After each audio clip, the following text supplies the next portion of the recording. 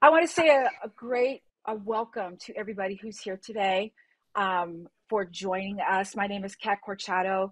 I am a retired Air Force veteran, and I've been with Woven since the very beginning in 2017. I was one of the original peer leaders, and we are so happy that you are here.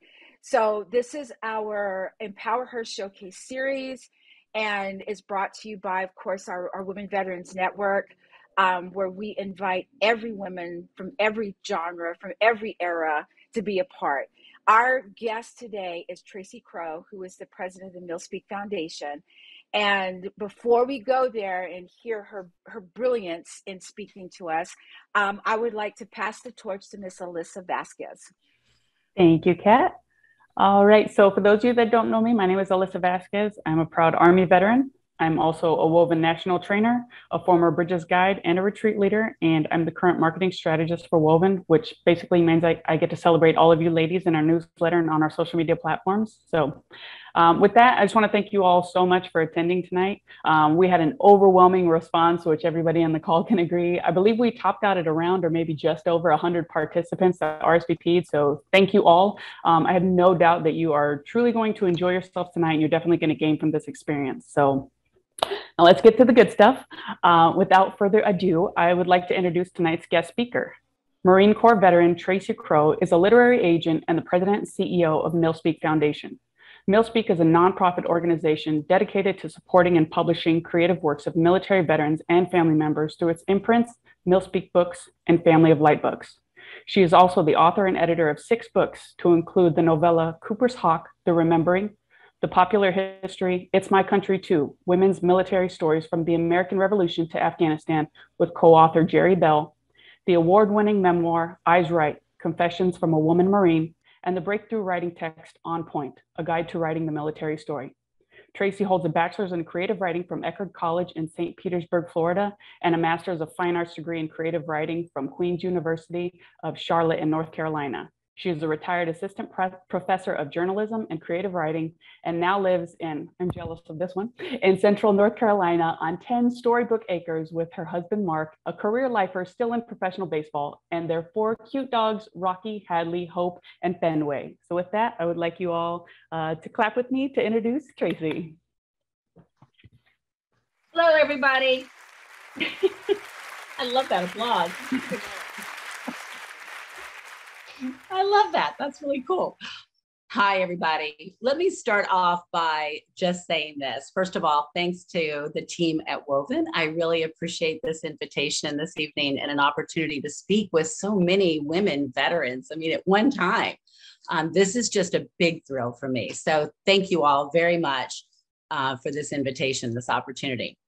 And then I want to congratulate all the women who registered and are here with us tonight. You know, you've taken some time. Time is valuable, and you're taking time tonight, carving it out for yourselves. You're gifting yourselves with this opportunity. And if you haven't already, I think you should pat yourself on the back for just being here this evening, no matter what the day's been. And it's been a crazy day, I think, for a lot of us. But thank you for taking this moment and gifting yourself with a little bit of what I think you might feel is an opportunity at self-care in some respects. So with that, I hope you're ready to get started. Are you guys ready? Ready? Okay. Before we get into intro to storytelling, I think it's important for me to share a little bit about my story and how I came about to become a writer. Because, you know, there's a line that my favorite memoir teacher, Patricia Hampel, says about the power of storytelling. And she says, you give me your story, I get mine. And I think that's really powerful. And when I first read that or heard that, it's been so long now, I thought, wow, you know, she's so right. Because how often are we reading someone else's story? And there's a part of our brain that while we're processing that story that's on the page in front of us, or as we're listening to that story from the storyteller, we're also processing our own life story. What would I do under those circumstances? You know, what would my reaction be? And we suddenly discover parts of ourselves and parts of our stories that maybe have been lying dormant for a long time. So I think it's important to kind of share a little bit about how all this came about for me, because I want to tell you this. When I left the Marine Corps in 1987, after 10 years, I left under conditions that felt less than honorable, even though I left with an honorable discharge. Have you ever left a job and you kind of looked back and thought, yeah, I don't feel good about the way all that ended? I mean, who hasn't at some point, right? Most of us.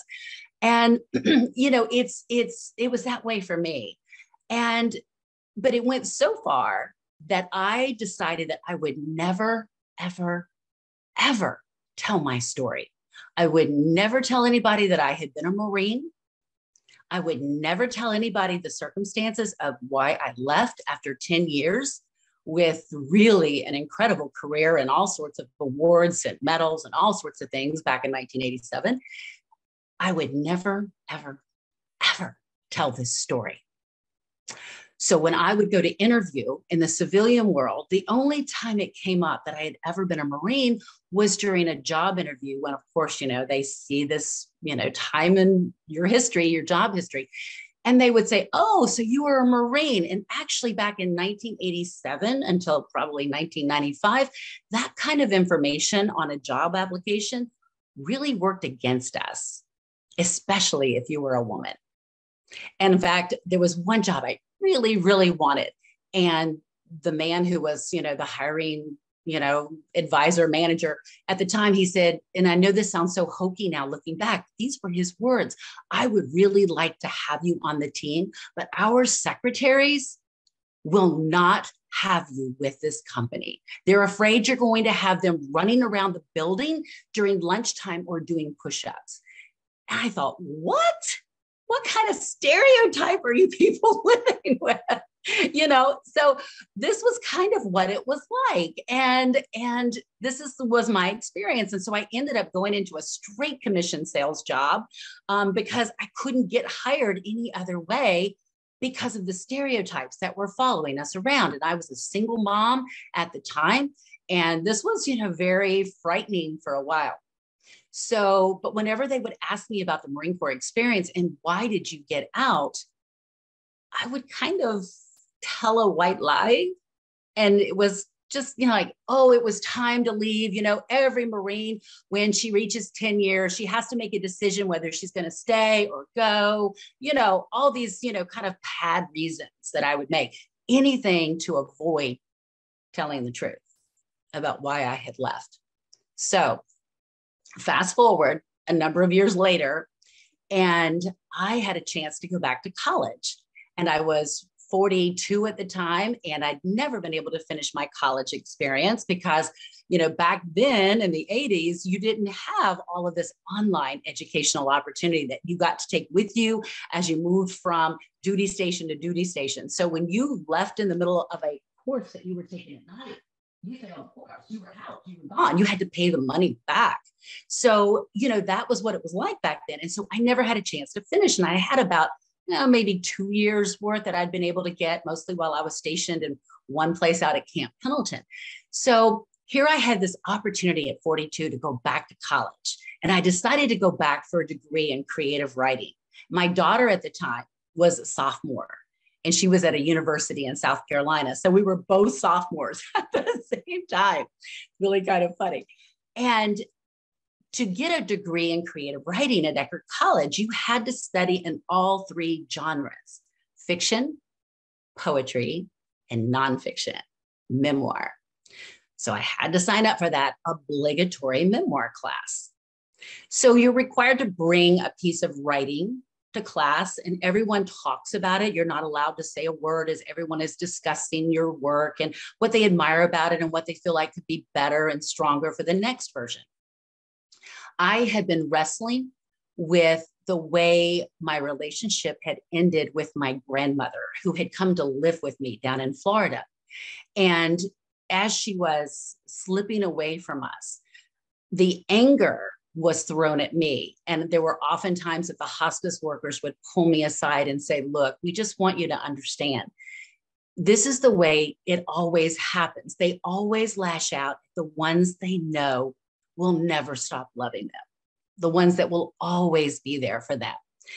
Nevertheless, I had this magical relationship with my grandmother all my life until the last few weeks. And it just turned, and I couldn't even believe we were the same people. It was just crazy. So I had decided, and this had just happened maybe 4 or 5 months earlier from the memoir class. And I had decided I was going to come to memoir with this piece about my grandmother.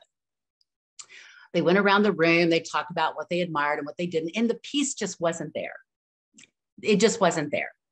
And on the way out that evening, because the classes were 5 hours long for adults who were going back for their degrees. Yeah, from 5:30 to 10:30, one night a week.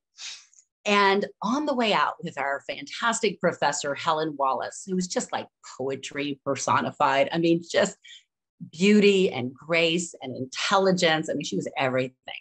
And we're walking out and she says, I don't want you to feel so badly tonight about this piece with your grandmother, because I want you to understand that when we're writing memoir, it's often distance that we need before we can really approach the material. We often need to wait years, sometimes 10 years, before we've had a chance to grow through the experience and look back and reflect on the event and what actually happened and how did we grow, shape, change from it, alter courses. And she said, so, I don't want you to worry about this piece with your grandmother. In fact, I really wish you would put the piece away for a few years. And then when it's ready, it will find itself again. And then she said something that I never expected. Didn't I hear from somebody that you had been a Marine? And I said, yes. But we're still walking. It's pitch black outside. We're now at the parking lot, and just the spotlight, the street lights are on, street lamps. And, our 2 cars are like the last 2 cars. It's like some scene out of a movie or something. And Helen says, well, tell me, why did you get out? Now, remember, this was a story I was never going to tell, right? But there I was standing there in this dark parking lot under like this street light, which was like standing under this light, this cone from God or something, spotlight.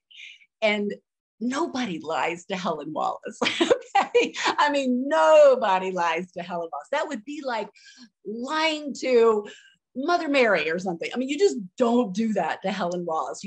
I just knew that instinctually. And I heard myself telling Helen the whole story, everything, and what had happened and why I left. And I'm watching Helen and her eyes are getting bigger and bigger and bigger. And she's like this. And I thought, oh my God, I have lost this woman forever. She's never going to speak to me. She's just, going to probably kick me out of the college.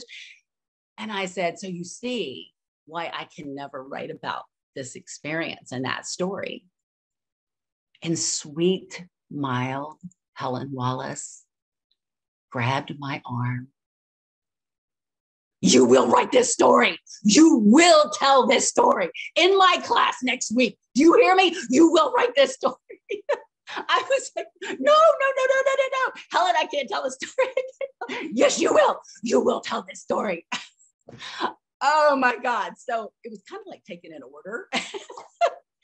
So what did I do? I mean, I thought, oh my God, all the way home, I'm like, I can't tell this story.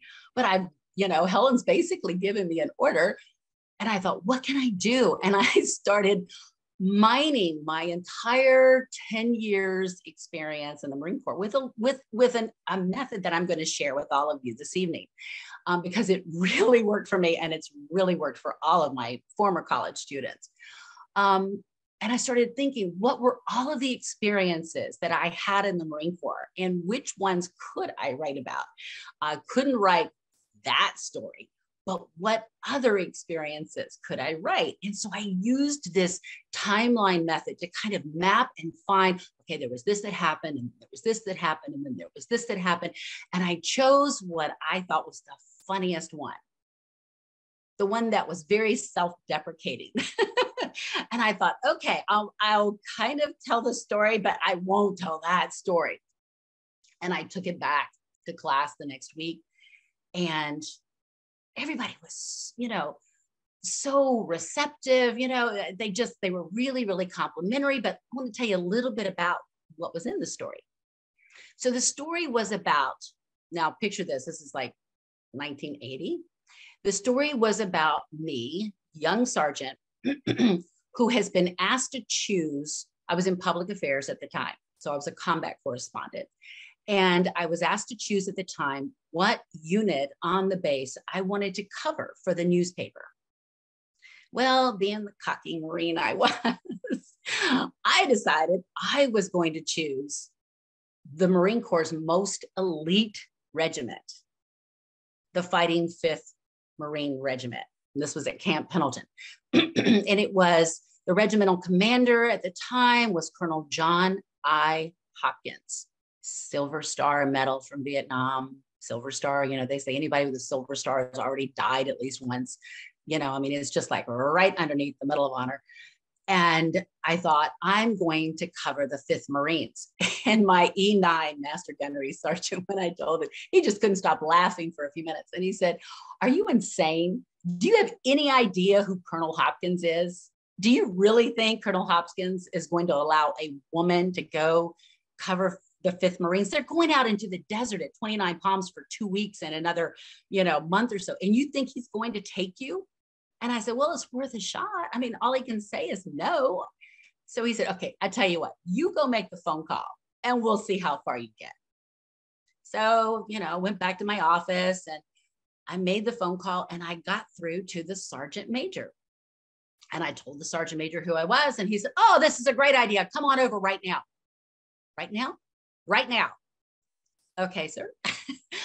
I look down, I have a skirt on and high heels, not the uniform you want to go to interview and be introduced as the beat reporter for 5th Marines to a Vietnam veteran with a Silver Star.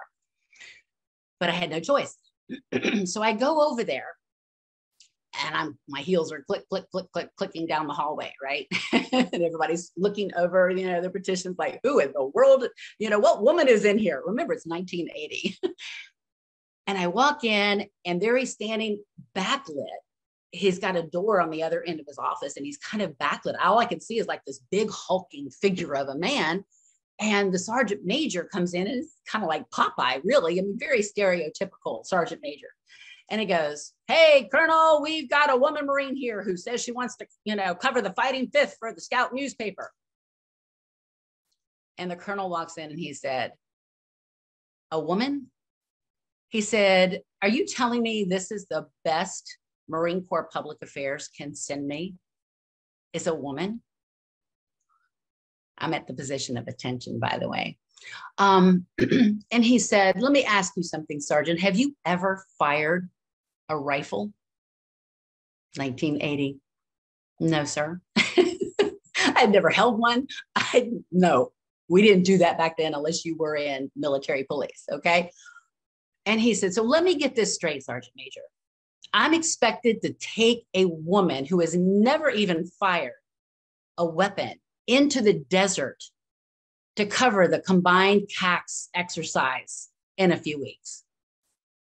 And the sergeant major said, well, I don't like it any more than you do, Colonel, but, I tell you what, why don't we say this? Like I'm not even there, okay? He says, what if we were to say that she had to qualify with the M16 before she can go to the desert with us? Now, both of these gentlemen knew there was no way I was going to be able to get myself on a rifle range detail, like the next Monday. No way. It doesn't happen. Not only that, I wasn't authorized. Okay. And the colonel said, I like that idea. I tell you what, Sergeant, you get qualified with the M16 and I'll take you to the desert in a few weeks and you can be the beat reporter for 5th Marines. Okay, sir. I do a little about face in high heels and I cook my way all the way, back down, get in my car and head back to public affairs. And I'm thinking the whole time, oh my God, he's opened a door. He's opened a door that nobody else has opened to women He's opened a door. So I run in there and I'm like, cop, this is Master Gunnery Sergeant. This is what he says. You got to get me on a rifle range. He says, I can't get you on a rifle range if I wanted to. Well, somehow he pulled some other favor or something. And that next Monday was leaving for the armory at like 04:30 because you had to be there by 05:30. And I had an infant daughter. Now I'll tell you, I was married to an officer, which was already a no-no, right? He was a warrant officer, now LDO lieutenant. We had an infant daughter at the time, and he meets me at the door and he's holding our daughter, Morgan, and he says, why are you doing this? What are you trying to prove? And, it's like he's got our daughter, like she's almost like a weapon. He said, why can't you just be satisfied being the wife of a Marine Corps officer and mother to our child? Why can't you just be satisfied? I don't know. I think many of us kind of maybe don't have a clue when we're in our early 20s why we're driven to do something. And we just know we're driven to do something, right? And this is a lot of what writing will uncover for us from self-reflective moments. We suddenly start to look back and think, oh, that's where that started. Oh, that's where I needed to prove something got started, this and that. So that's one of the elements and one of the benefits of self-reflective writing is what we can learn about ourselves when we're just very quiet, introspective, and being honest, right? But there I was going out the door and I'm at the armory. The armor gives me this M16, gives me a nail. I'm like, whatever. I'm stuffing it in a pocket. I have no idea what I'm doing. I've never sighted in. I've never been, they take a whole week to sight in before they go to the rifle range, right? I'm sure many of you have done this hundreds of times, dozens of times. And so you know what I'm talking about. I don't even know what the positions are. So I get out there, I'm just following the herd, and take a position and get my ammo. And next thing I know, we're firing. I'm like, okay, we're firing, firing downrange. And I am literally hitting everybody's targets but mine. And I'm hearing, son of a bitch, all up and down the firing line. Well, here comes the staff sergeant. And he's like, who the sent me a woman Marine? He said, do you have any clue what you're doing? No, sir. No, sir, none. Where's your nail? Oh, the nail. I'm like, okay. And of course, you know what the nail is for. The nail is to adjust windage, right? So he's clicking, windage and all this. In the meantime, this sweet Lance Corporal beside me says, hey, Staff Sergeant, I don't care. She could hit my targets. It's only Monday. We didn't have to qualify till Friday. So he's like, it's just Monday. She can hit my targets. In the meantime, the guys down there in the butts, they're like waving the flag, like complete miss. But whenever I was firing, you could see puffs of the dirt above them going off. And I'm thinking about all the buffalo that were on the other side of this Camp Pendleton Ridge, wondering, oh, please, dear God, don't let me hit buffalo that are back there.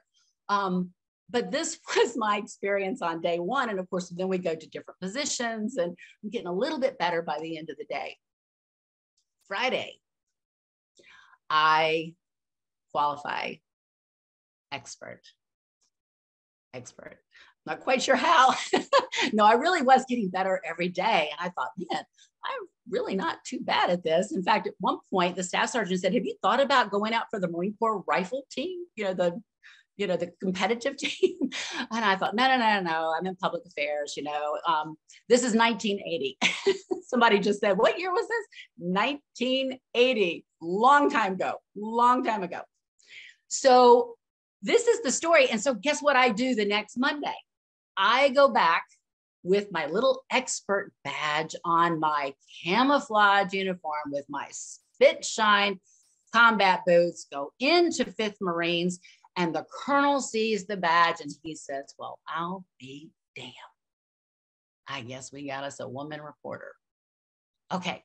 So that was the story that I wrote. And everybody's laughing in all the right places. And, you know, and I'm just listening because I'm not supposed to talk while everybody in the workshop that night is reading the story and discussing it. And she does this and it's so funny. And she does this and it's so funny. And one guy, Dave, I'll never forget his name, Dave says, the only problem is you missed the heart of the entire story. And I said, when it was finally time for me to talk. And so I asked Dave, well, what did you feel like was the heart of the entire story? He said, you never tell us what it felt like to be told that you were lesser of a Marine. You never tell us what it was like to stand there with your husband holding your infant daughter as hostage instead of supporting you. He said, these are the things that we really want to know about. The rest of it's funny. The rest of it's well told. The rest of it's great story. But what we really want to know, and he reminded me of what William Faulkner, the writer, said, what the reader always wants to know is the human heart in conflict with itself. That's the most powerful element of any story, the human heart in conflict with itself. Because you see, without conflict, and you heard some conflict, right? You heard some conflict going on between me and the colonel and other people and this and that. But the human heart in conflict, I mean, it was hard to walk out the door that morning and leave my daughter behind, my 6-month-old daughter. It was hard every single morning. And it was hard to leave her for 2 weeks. And it was hard when I had to leave her for 2 months, you know, deployed. I mean, some of our women veterans have left their children for a year or more. So, but in 1980, this was just virtually unheard of and frowned on. And you were almost really looked down upon for even wanting to do these sorts of things. So he said, I really encourage you. Now, when I'm in college now, it's like 2002. So this is how much time has gone by. And Dave says, what I really want to read about is Tracy's human heart in conflict with itself. And I thought, damn, you mean I got to go there? I got to tell that story? I don't even want to tell that. That's still not as bad as the other story, but I don't want to even tell that story. You know, I don't want to bear that on a page. But he was right. He was right. And so what ended up happening later was that I ended up writing that story with that human heart in conflict with itself. And then I wrote another piece about another experience. All of these experiences that I had mapped out that were like these major pivotal, changing, life-changing moments in my life in those 10 years. You know, and you can think in 10 years, there were probably about 10 of those that were just, you know, so pivotal that if this hadn't happened, then I wouldn't have gone down this road, right? And so I had mapped those out and I wrote them all individually, created this body of work that was considered my undergraduate thesis that we had to have at the time. And then when I finished, I thought, I'm still not done. I'm still not at the level of writing that I want to be at. So then I went on to graduate school and went in to get my Master of Fine Arts and took this and fine-tuned it. And then a couple of years later, I sold it. And I sold it to the University of Nebraska Press, which is probably one of the most prestigious literary university presses out there. And it was a wonderful experience. But the thing was, I had never told my daughter, who at this point was in her 20s, why I had left the Marine Corps. And you see this new book that was about to come out, it included the story I was never going to tell. Yeah, I went there. So I flew to California to tell my daughter why her mother really had left the Marine Corps. Because when I left, she was only 8 years old. And so there she was at the LAX airport, you know, and she's meeting me and we're going to our favorite little, you know, BJ's place. And there's all of this LA Dodgers baseball playing all on these TVs on the wall and really loud, and this whole cacophony of noise and pizza and everything else. And all of a sudden, my daughter, Morgan, she looks at me and she says, "So Mom, how's the book coming along?" And I said, "Well, funny you should ask, because that's really one of the reasons I decided to come out here right now." And she said, "Okay." And so I said, "There's something I need to tell you. I've never told you why I left the Marine Corps, and that's in the book. And I think you need a heads up before it just shows up out there." And she said, "Okay." And so there she was, just listening, like Helen had been listening that night. And I start to tell this whole story to Morgan. And like with Helen, I see Morgan's eyes just getting bigger and bigger. And I'm thinking, oh my God, I'm losing my daughter in this very moment. You know how you're thinking one thing, your mouth is saying something else, and you've got this whole other side of your brain that's going, "I'm losing my daughter." Because, as parents, we don't always tell our children everything, right? There's a certain level of foundation we want to put there where they feel like, they've got at least a certain bar they need to measure up to, right? And so, I could just see the cracks and the fissures starting to happen in the concrete foundation that I thought I had built solid for my daughter. And when I finished, I waited for her response. And I thought, oh my God, I'm going to lose my daughter. We're so close. And all of a sudden, she raises this one eyebrow that she had trained to raise so that when she was out there in Hollywood, she would maybe have a better screen opportunity if she could raise one eyebrow. By the way, she looks exactly like Angelina Jolie. So she just raises this one eyebrow and she points a finger and she says, "Mom, you have to tell this story." Whew. It's like, oh my God. The world is okay. Everything's okay. The world's still spinning. Everything is okay. And I said, "Okay, well, good, because it's under contract and it comes out next year." But I was so relieved to have had her blessing on this. So now fast forward. And on April 1st, 2012, this is like April Fool's Day, all of a sudden my phone starts buzzing, and it's a text from my mother, who had just learned how to text like a couple of days before. And she's like, "Tracy, wake up. You're the lead story on AOL." What? So I jumped out of the bed. I mean, it was like the adrenaline rush was like an espresso with a shot of Red Bull. I mean, I just literally bolted up out of bed. And, I look at AOL on my phone and I'm like, "Oh, no. And it's this horrible picture of me, these like 1980s glasses, and that my ex-husband had taken, the Marine, we're now divorced, and ex-husband had taken at my sergeant promotion, I think, and they had used this picture on AOL HuffPo. Don't start Googling it now. Yes, it's still out there somewhere. And it was under the most salacious headline you can imagine. My publicist had forgotten to tell me that she had placed an excerpt, and a horribly carved out excerpt from the beginning of the book. I mean, it was like, if she had asked me, I would have given her an excerpt. Instead, she just took out pieces and put them here, and it was like a hodgepodge of stuff. But it was enough to create an opportunity in which I was going viral. And there were suddenly hundreds of comments on there.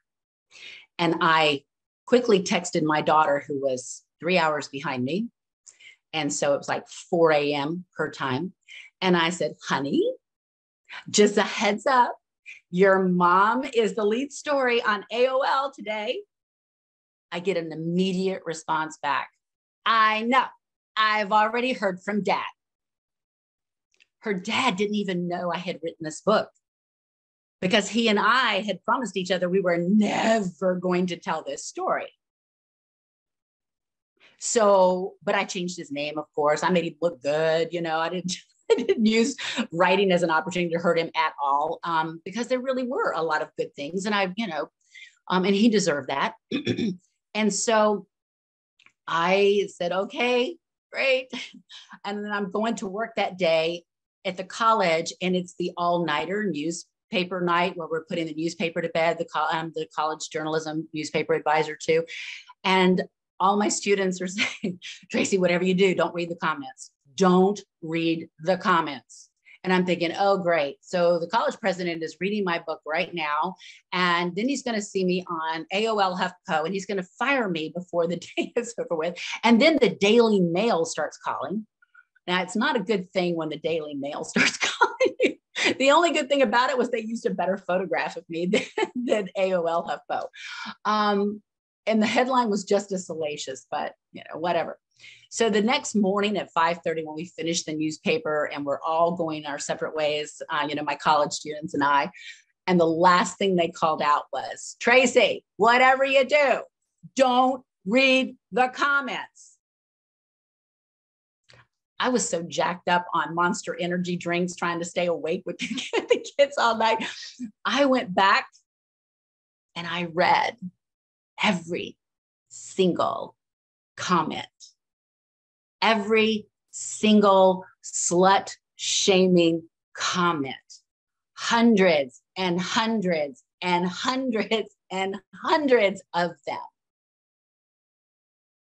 And this is what I discovered. I was Teflon. I was Teflon. I didn't even know I had become Teflon. Not one single negative comment created a trigger within me that wanted to say, yeah, but you, that, no, then yeah, but nothing, not one single comment triggered me. And the reason was because I had done all of this work through self-reflective writing. I had already discovered why the younger version of Tracy made the decisions that she did, why she had always turned right at all the right times in her life until the one time she made a left turn and suffered the consequences. Lost her marriage, lost her military career. One mistake, one left turn after a lifetime of right turns. I had already done all the heavy work, which in the end required a total forgiving of the young person Tracy was in her 20s. And everyone they were talking about, all this slut shaming and everything else that they were doing on AOL, HuffPo, and all the Daily Mail comments, they weren't even talking about me. They weren't talking about this Tracy. They were talking about somebody who doesn't even exist anymore. They were talking about somebody who I only remember through memory and through self-examination. They weren't talking about this version of me. So I was Teflon. And that was the moment that I knew that I had to work with other women veterans to ensure that they understood, number one, they have stories that matter because so few of women veteran stories are making it out there. And number two, I wanted to make sure that if they had had similar, less positive experiences somewhere along the way, that they had an opportunity to discover for themselves the power of self-reflective writing, the power of owning and examining their stories and the motives behind each one. And this was when I realized the absolute power of storytelling. I hope that makes sense. I hope that makes sense to write. Kat, is that from you saying you can relate? You served in the 1980s. Oh yeah, sister. It was. I know. I know the sisters in this decade really have it rough, but I mean, every decade. Tell me, what decade of women wasn't groundbreaking? What decade of women veterans didn't have it tough, right? You know, we all stand on these shoulders that came before us. And when I was working on this book with Jerry Bell, It's My Country Too, women's military stories from from the Revolutionary War to Afghanistan. we were discovering all of these women's memoirs that had been diminished, that were in the archives in Arlington at the Women's Memorial that nobody had ever looked at. They were these stories that were in congressional depositions that nobody seemed to care about. Women veterans' stories have been marginalized to a point, reduced to really nothing more than a footnote in American history. We didn't even know. When we went through our training, neither Jerry nor I, with 20 years of experience, she's a retired Navy lieutenant commander, with 20 years of combined service experience, neither one of us had ever heard of these stories. We didn't know that women had fought in the Revolutionary War. We didn't know that women had cross-dressed to get in. We didn't know that even pregnant women cross-dressed to get in the military. We didn't know that it was women who were actually training men to fly, training men to be gunners on Navy ships during World War II, that it was men who were trained by women who won the war, basically. I mean, if we had known those stories, do you think we would have kind of cowed down and said, "Can I please cover with Marines?" Heck no. Nobody told us these stories. Nobody. And imagine if the men we served with knew these stories too. Do you think that they would be treating us as lesser than if they had actually discovered that often male pilots would refuse to fly in an aircraft until they saw a woman fly it? Did you know that? It's my country too. Imagine if men were given that same history. Do you think that we would all treat each other with a little bit more respect and admiration? Of course. If not, we really got a problem, right? So, what's it? Oh, you attended. Hey, hey. So at any rate, this is what I want you to understand. I'm hoping that by sharing my story, like Patricia Hampel says, when you give me your story, I get mine. And so I hope that something I've said resonates where the bells are going off and you're like, oh yeah, there's that time, or, oh yeah, there's that moment, or I can relate to this because I was the mom and I was this and I was that, right? But here's what we don't often know. We're like, okay, I got all this stuff in my head. I've got all this memory stuff. Now, where do I go with it? How do I get started? What do I do? Where do I begin? And I was exactly the same way. When Helen said, "You will write this story," I was like, I got to build up to this. And so if you have a moment right now where you have a sheet of paper in front of you, or if you'll just make a mental note of this, I want to tell you how I actually mined my memory for stories. And this was an exercise that worked so well for me that I carried it over to all of my college students. And so when by the way, I ended up with a full-time college position at Eckerd College. And so when my freshman students would come in, 18-year-olds, and they would say, they would have to take a memoir class. And when they would come in, they'd say, "Memoir, I'm only 18. I don't have anything to write about. Nothing's happened to me yet," until I put them through this exercise. And then they had lots of material to write about. They didn't even realize how much material they had. So you draw a line across the page. And some of you have probably heard this before, called timeline. So you draw a line across the page. Now, you mentally think about 2 time eras to start off with.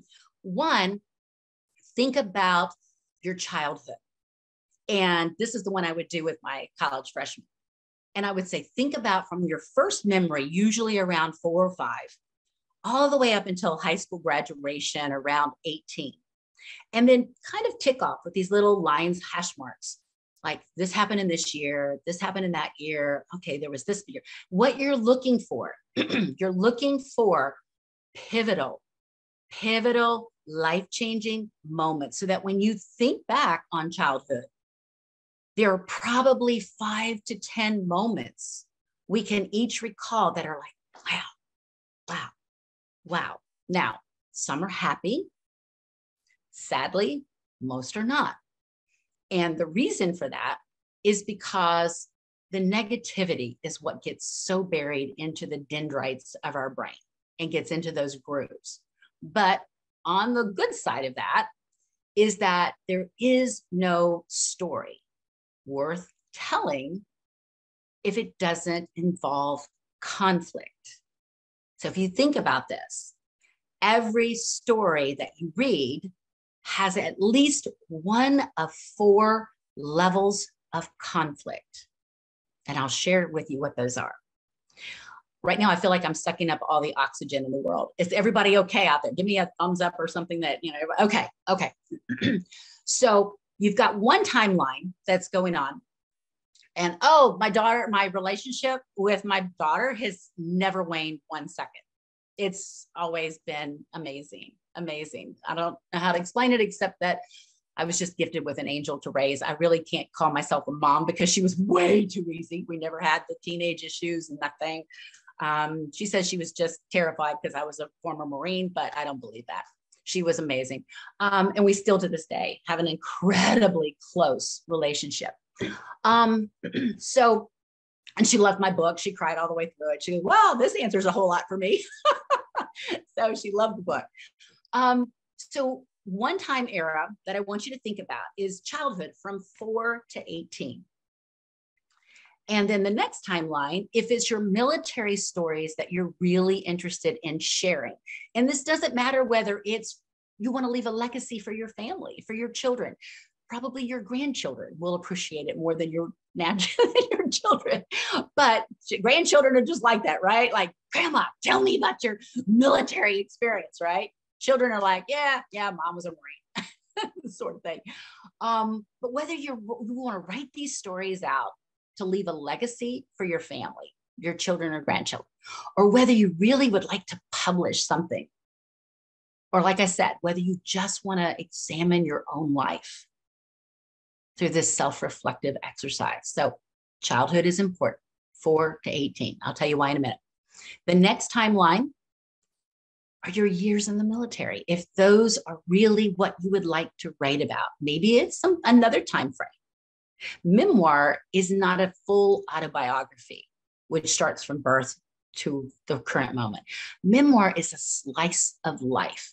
So a military memoir like mine, Eyes Right, is a slice of life. Now, some parts of it dip into childhood, but it's basically centered and focused on those 10 years, 77 to 87, that I was in the Marines. Okay.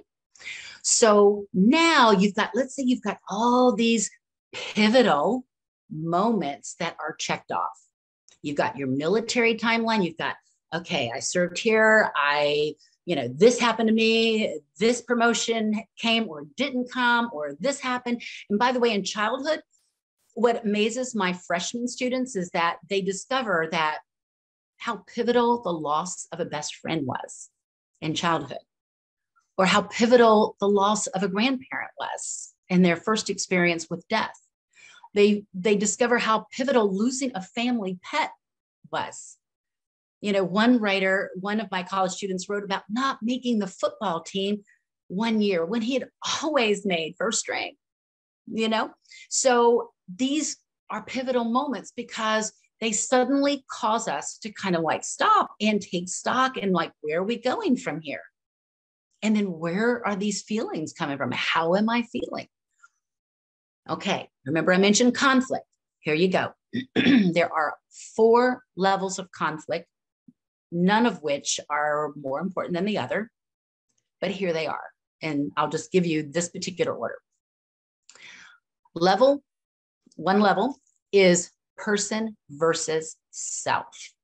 Remember Dave, who said, what we really want to know, Tracy, is the human heart in conflict with itself. That's the person versus self. What are we wrestling with? What demons, what voices, what scripts that we've bought into that maybe are no longer serving us, we may suddenly learn from these exercises, right? Or we think, well, that's where that got started. Wait a minute. So person versus self. Another level, person versus person. So remember my story about trying to get on the rifle range? I had person versus person with my husband, right? I had person versus person with the colonel. I had person versus person with the staff sergeant on the rifle range. I mean, there were all these person versus person conflicts that were going on in this 120-page little memoir.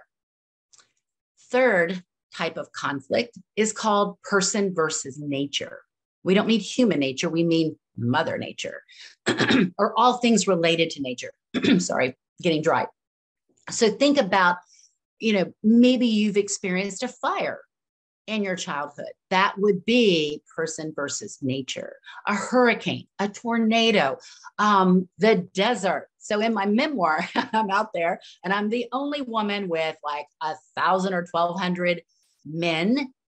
There's a bathroom situation to try to take care of. I'm the only one out there. There's not another. I'm sleeping, under a shelter, under a tent-like shelter with, 3 or 4 other men. There's no place to shower. There's none of that. None of that. I'm just thrown out there. I've never been in the field in my life, never been camping in my life. Boom, I'm out there. That's person versus nature. And I have to get up, sneak out, try to go out in the middle of the night, and avoid Scorpios and rattlesnakes, just to kind of go to the bathroom. Okay. So, and the guys before had said, take your tool. And I'm like, what tool? I was green. Okay.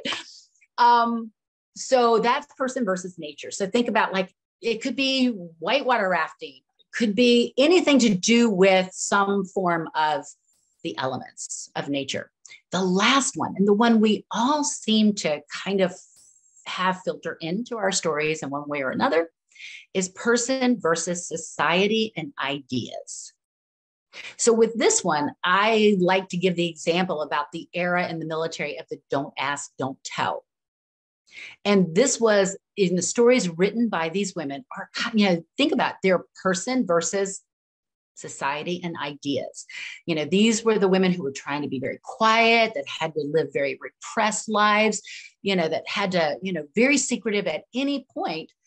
This was really, I'm talking about the time before don't ask, don't tell. So the time before that, they had to worry that any detail that might have gotten out about their private lives would have automatically booted them out of the military. Okay. And not so honorable a way. So that is an example of an idea. But it could also be racial.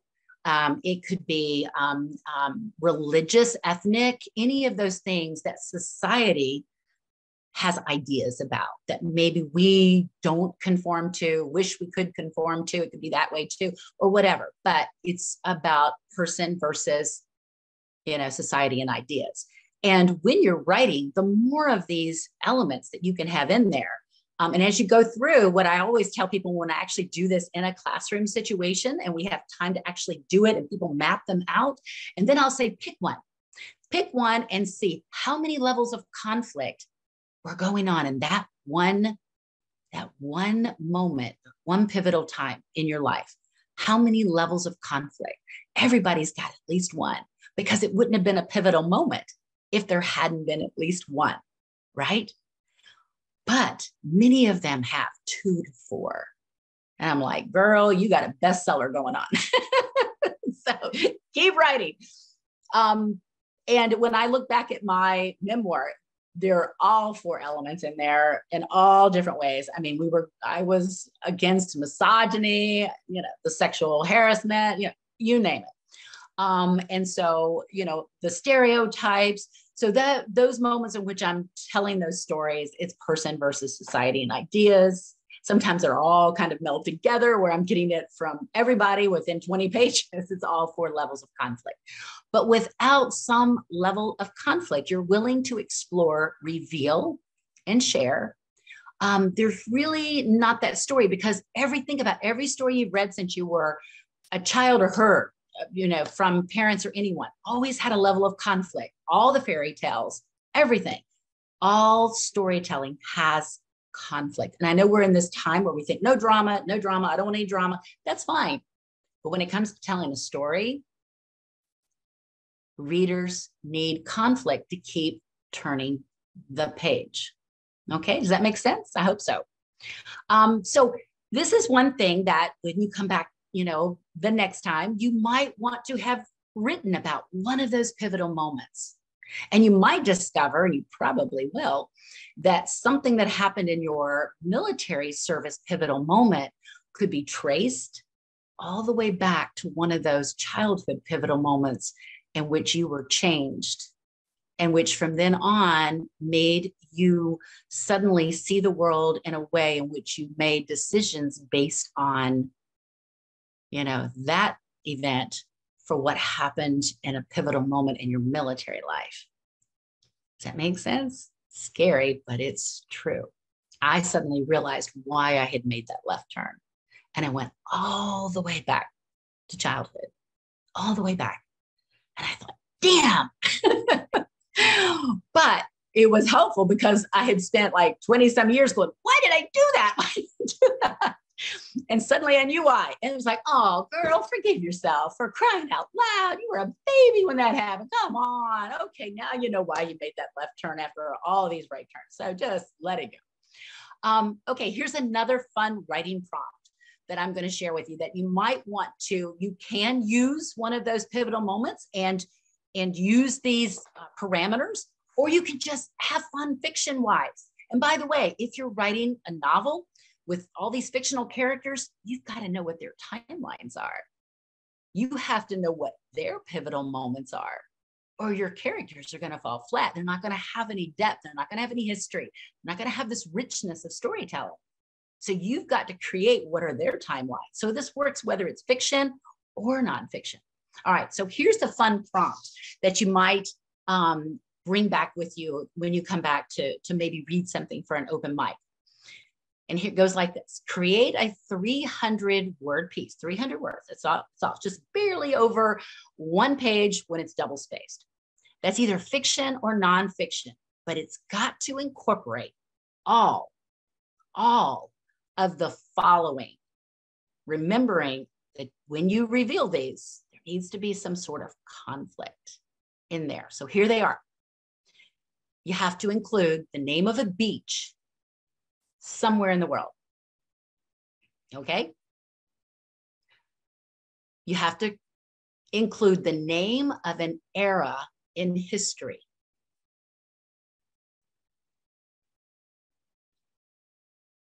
You have to incorporate a wanted poster of some sort, like job one, or, Billy the Kid wanted. I mean, it has to be a wanted poster of some sort. You have to incorporate a type of bird song. Bird song. You have to also include a fragile object. We have two more. You have to include a flower scent. I know, it's getting good. These are so much fun to listen to when people come back with these. And last one, you have to incorporate some type of food associated with a bitter taste.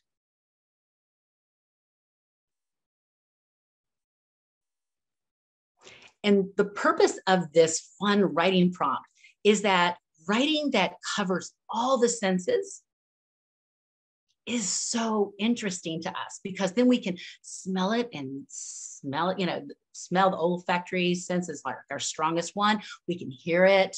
You want to incorporate something that has a tactile sense to it, a hearing, a sight, a taste, a smell, all of these things. And so when you play around with this, maybe even taking one of your timelines and thinking about, God, was it on a beach or whatever, or just making it up as fiction, doesn't matter. Have fun with it. But this helps you to think in terms of sensory language, including some of the 5 senses, as well as at least one of the 4 types of conflict. Make sense? All right. My email address, should any of you want to reach out, need help, is Tracy, Tracy, at tracycrow.com.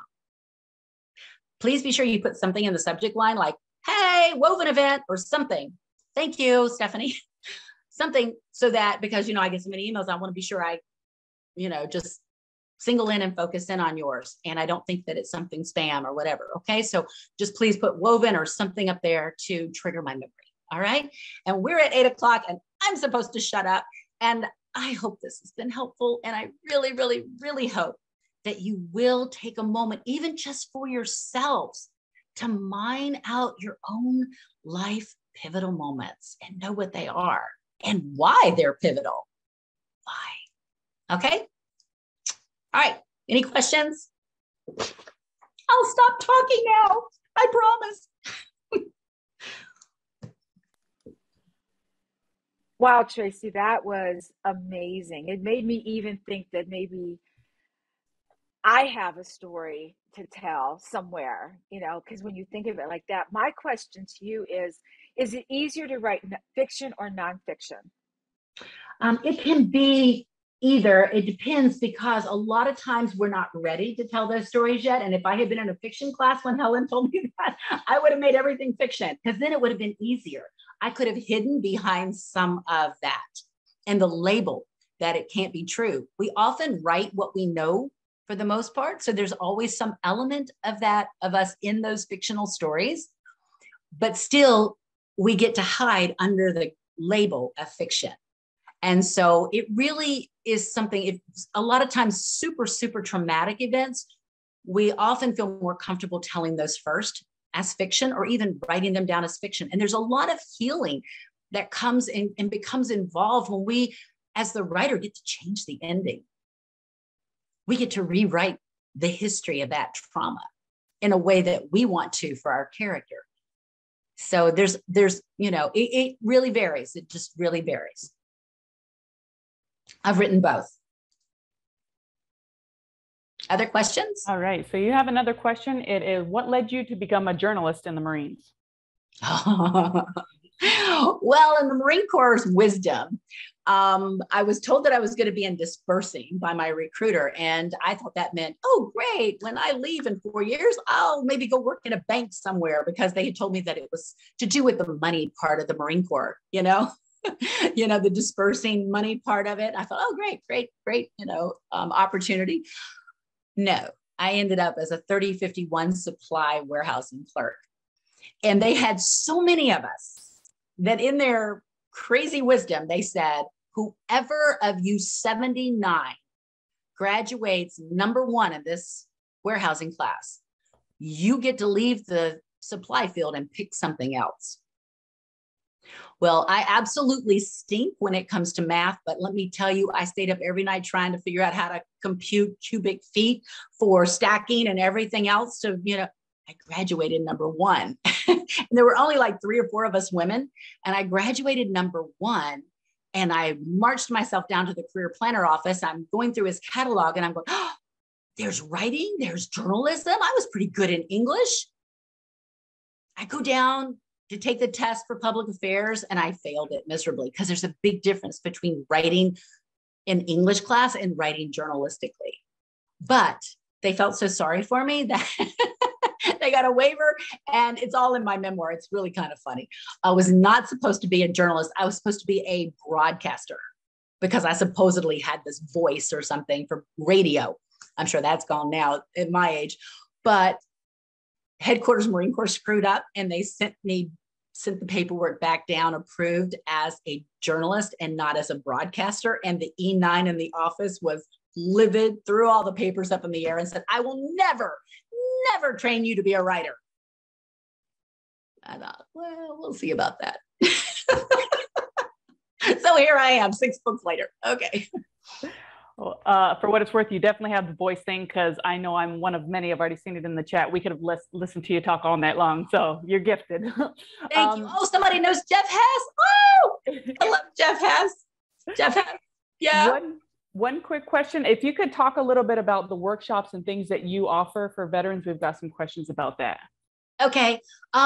We've just, because of the whole pandemic thing, I've not been able to get out there physically like I used to. I used to travel around the country, would be hosted by a lot of different universities and colleges, and they would bring in their veterans, and I would do a lot of workshops that way. I've been doing them online, but I don't have anything like scheduled on a regular basis. I just finished a 4-month series of breast cancer writing workshops where women, veterans who have had breast cancer, and some are even in stage 4 at this point, and they want to write their stories to leave them behind as a legacy and an anthology that MilSpeak Foundation will be publishing in a couple of years once we get enough of these stories.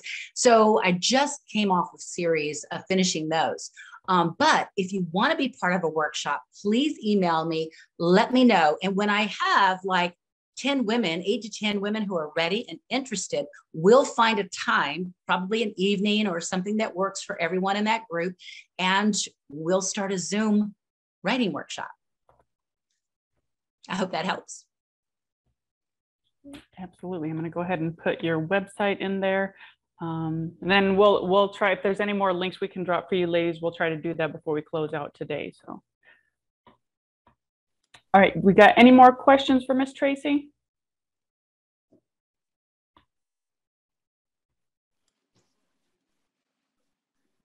This was fantastic. I'm just going to say. You've got me starting to think, you know, I want to start writing something, and that scares me. That's a good sign. That's a good sign. When you're scared to write, remember, you will write this story. Good things happen. Good things happen, Kat. I'm not going to tell you there weren't a lot of tears. I'm not going to tell you that, you know, my father was an alcoholic and I had to write about that childhood part and domestic violence and, you know, alcoholism. And he died in a horrific car crash when he burned to death when I was just 19 years old.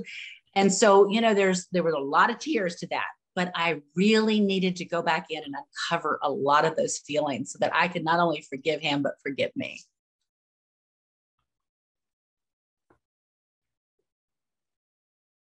Any others? Okay, so you do have a few in here. There's people that are putting their thank yous in the questions and answers. So you got a lot of thank yous. So welcome. You're welcome. I'm so glad. Have you considered short stories? Do a larger publication for,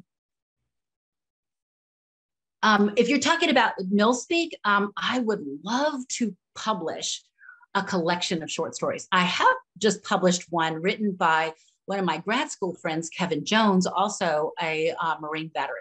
It's called Collateral Damage, and he is an amazing writer. And they're all linked in some way to the military. And the way he can get into the head of a teenage girl is unbelievable, but he tells that aspect of the story.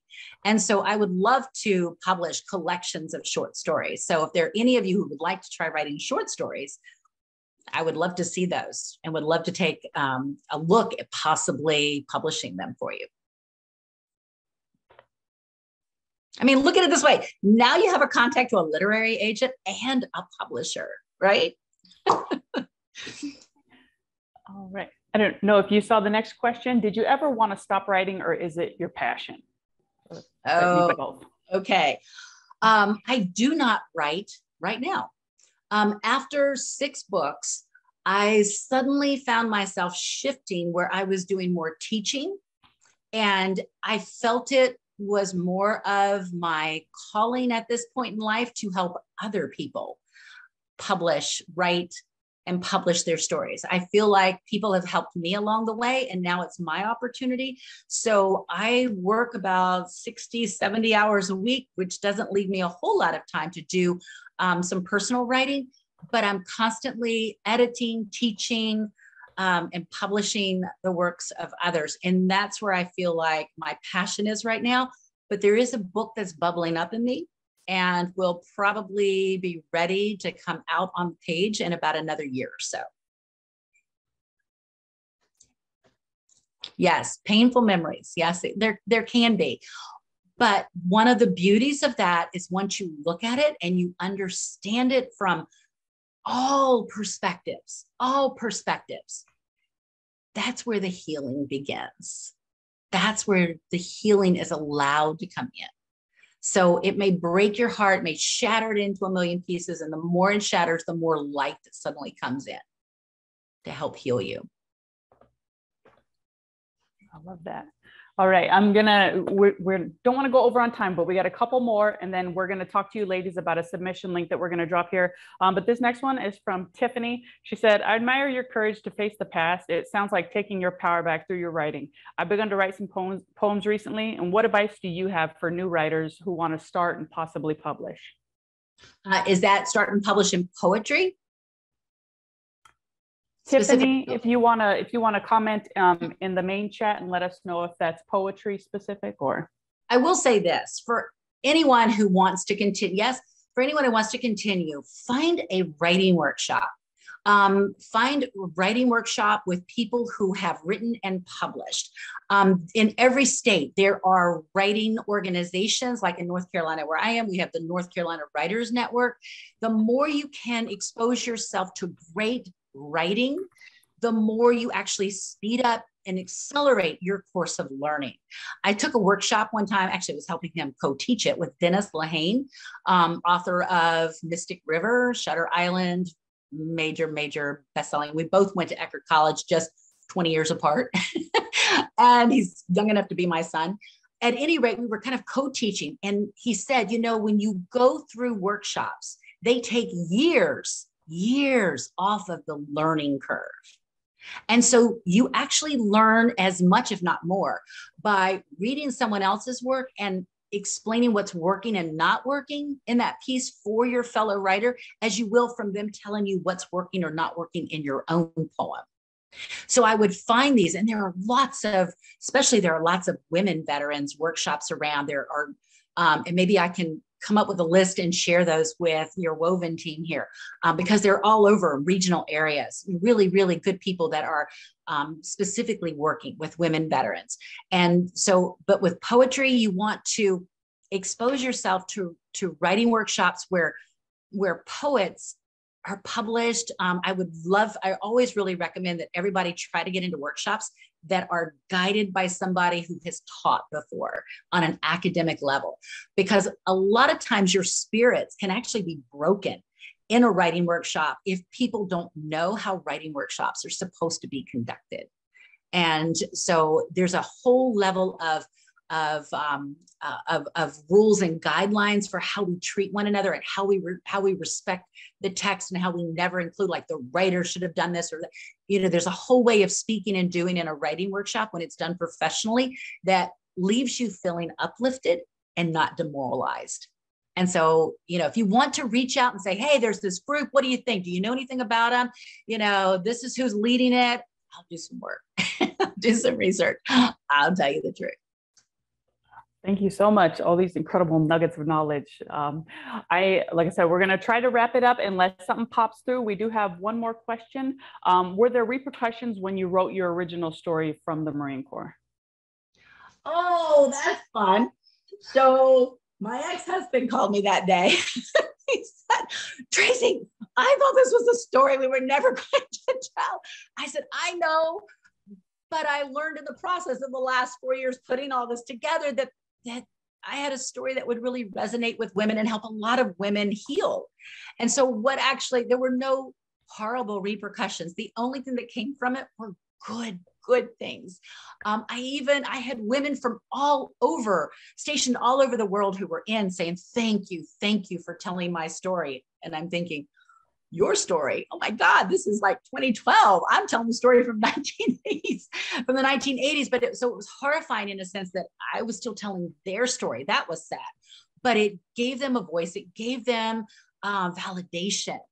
And that was very meaningful. I had college students who said, oh, we were all sitting around reading your story the other night and talking and saying, boy, are we glad we don't have to deal with this sexual harassment stuff anymore. And I'm thinking, I need to be at the next book club meeting that you women have, because obviously you're not out there in the real world yet, so you don't know what you're about to face. But now they tell me, because I'm really close friends with all my former students, and they tell me, oh my God, I remember in your book when you said such and such, and guess what happened to me on, blah, blah, blah. So there was never anything negative. It was just one thing after another that was thank you for validating my story. Thank you for giving a voice to a lot of the issues that women have never been given a voice to. Because remember, nobody wrote in the 1980s, really. You know, my memoir may be the only piece that's even written that covers that era and women's military history. We covered, you know, the 60s and 70s of Vietnam. There are some good memoirs out there, and some things that come in the 90s and then the 2000s, but in the 1980s, there wasn't a whole lot. And I mean, some of us really had some tough times to go through. Oh, I will tell you one more thing. I received this email from some lieutenant colonel, retired lieutenant colonel, who said, I have to tell you that I read your memoir. And I thought, oh, here we go. And he said, I recognized myself in those stories and how I treated women. And I am now forever changed. Thank you. So it wasn't, he wasn't in the book, but he recognized himself and how he had treated women and was forever changed. And that was the greatest thing I think I've probably ever heard. I thought, well, one down and like 40 more million to go. Oh my gosh. Yeah. Jennifer, Yuli, Ty, we're all just, wow. What an incredible impact. So I real quick, I just want to say for everybody that's in the audience, please don't log off. We just got one more question and then we're going to drop your instructions for submission. But we do have one question from somebody who has, let me see, I want to make sure I'm wording this correctly. My apologies. Any suggestions for ways to write when you have a tremor and both writing manually and typing can be challenging? Voice. There are so many great voice, whatever they call the software programs. Otter is one of them, and I use Otter a lot. You know, and it's relatively inexpensive. And so, yeah, the voice to text programs are really, really good. You might need some help with some of the editing because it doesn't get it always perfect and it doesn't know where paragraphs should be. So you'll have to maybe train yourself, you know, to think in terms of paragraph, you know, that sort. But the voice to text software is fantastic now. It gets better every year. By the way, I have a friend who's blind who actually teaches creative writing and wrote a beautiful memoir called Blind Man's Bluff that was published last year from Norton. And, you know, he does it all through voice to text. It's a beautiful memoir. Well, thank you so much, Tracy, for your time. I mean, you can see from the feedback, this is probably, I'm just going to go ahead and say it. I think this is probably the most successful webinar that we've had to date. Just Yay! You're amazing. And so with that, we want to let everybody know we're going to go ahead and drop a link in the chat box. If you guys could copy this down, and then we'll see if we can email it to you as well. This is where you're going to be submitting all of your entries for next week if you want to be considered for the open share. So we would love to have you. And I don't want to keep you on too late, Kat. You know, we're always about respecting ladies' time. So Kat, you got anything else you'd like to say? No, Tracy has a new #1 fan. So Oh, I just, you know. thank you. Thank you so much. It was just powerful, and it just made me realize that all of us have that story, and the way you say it and the way you tell it. And it just, you know, I just signed up for it's called, actually today was the first one, the new author intensive. And so now I'm like, okay, this was so on point.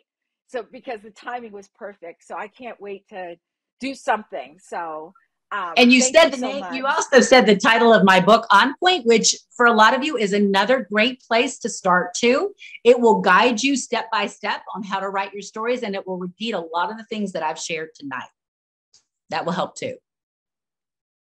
Way to go, Kat. Keep writing. All right. Anything else for me? Thank you so much, Tracy. And ladies, we just want to thank you all for joining us. This was an amazing event. We may have some follow-up emails after this, but we're definitely looking forward to seeing you all on the call next week. So one more time for Tracy. Thank you so much. Thank you, everybody. Good night. Thanks for coming. Good night. Bye.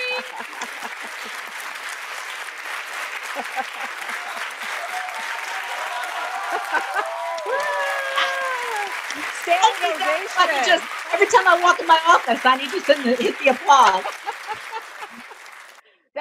standing ovation, Tracy. Just FYI. I love that. Okay, you guys want me to take off now? Absolutely. Thank you to everyone who joined us today. It was a pleasure. I hope we'll see you back next week, and have fun doing that writing. We want submissions from everybody. Just and please look on the MilSpeak website, and also look on the post we made about Tracy. You can get the names of all of her books. Get out there, check them out. Yeah. It's phenomenal. Thank you, everybody. Thanks, Woven. Thanks, everyone. Thanks, you. Tracy. Bye.